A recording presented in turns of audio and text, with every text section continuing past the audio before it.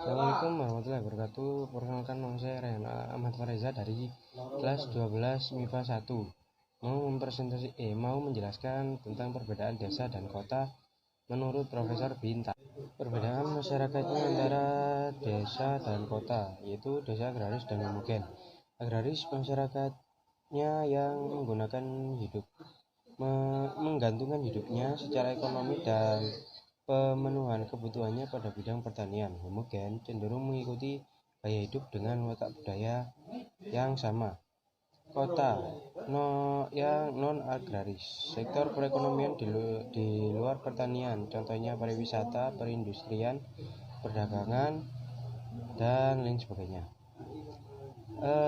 Dan heterogen, masyarakat yang demikian ini mempunyai bahasa, suku, dan budaya yang berbeda.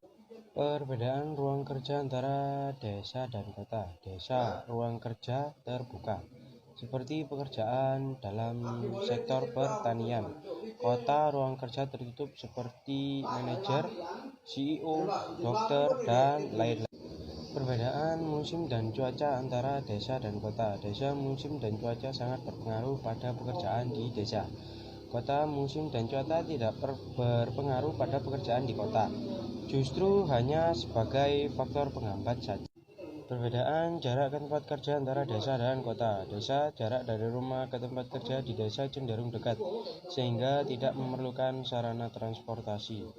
Kota, jarak dari rumah ke tempat kerja di kota cenderung jauh, sehingga sangat memerlukan sarana transportasi. Sanksi pelanggaran sosial. Perbedaan antara desa dan kota. Desa, sanksi yang diberikan di desa biasanya sesuai dengan adat istiadat yang berlaku di desa tersebut.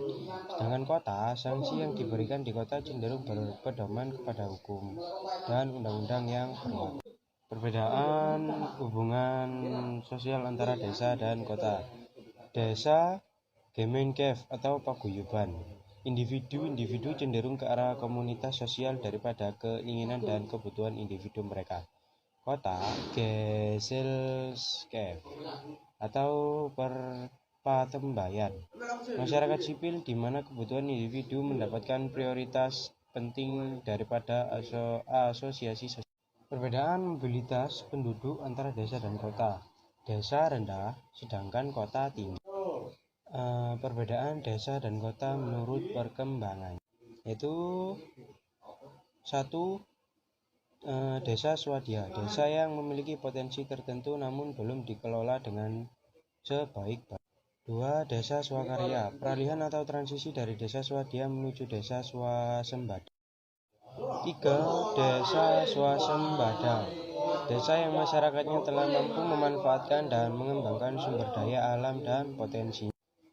Penjelasan tentang kota-kota. 1. Kota Eopolis, wilayah yang baru berkembang menjadi kota baru. 2. Polis, kota yang masih agraris. 3. Metropolis, kota yang perekonomiannya bergeser ke industri. 4. Megapolis, wilayah yang terdiri dari beberapa metropolis yang berdekatan. 5. Tiranopolis, kota yang hidupnya penuh kerawanan seperti kemacetan dan kriminalitas tinggi. 6. Mikropolis, kota yang mengalami kemunduran dan seperti kota mati. Pola keruangan desa dan kota.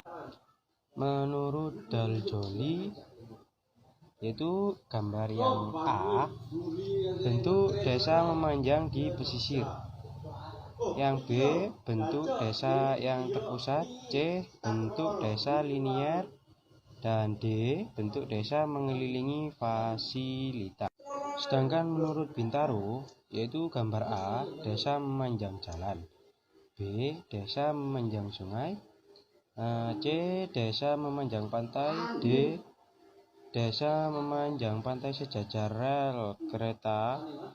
Dan gambar E, desa radial. Dan F, desa tersebar. Pola keruangan kota dan struktur ruang, yaitu A. Gambar A, teori konsentris.